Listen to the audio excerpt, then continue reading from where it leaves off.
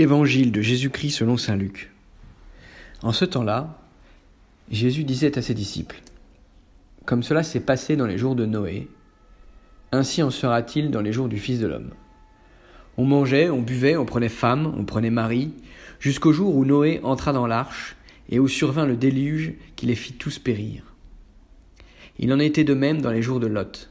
On mangeait, on buvait, on achetait, on vendait, on plantait, on bâtissait.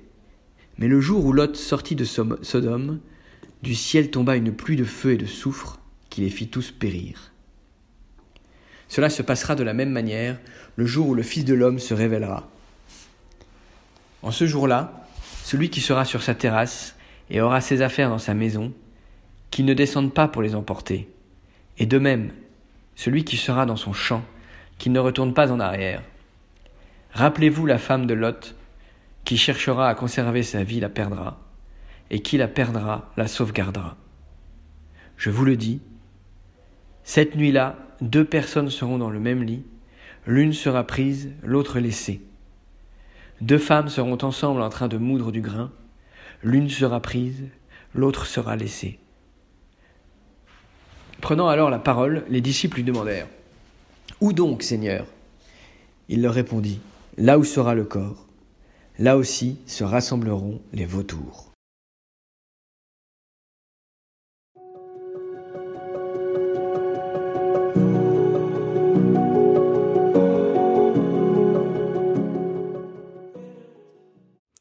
Dans ces dernières semaines du temps liturgique, notre regard est orienté par Jésus vers la fin, le jour du Fils de l'homme. Les exemples de Noé et de Lot invitent à une attention à la présence et à la parole de Dieu, plutôt que de se laisser enfermer dans les plaisirs et les habitudes du quotidien. Au contraire, de manière un peu surprenante, Jésus recommande à ses disciples de ne pas descendre prendre les affaires dans la maison ou celles laissées au bord du champ. Celui qui reste attaché à ses biens matériels au point d'en être préoccupé au moment de la venue du Seigneur ne sera pas disponible pour aller à sa suite. L'enjeu, c'est donc dès aujourd'hui, en particulier dans ces derniers jours avant l'Avent, d'apprendre à vivre déjà, maintenant, comme citoyen du royaume des cieux, en vivant un vrai détachement par rapport aux futilités ou aux plaisirs de ce monde.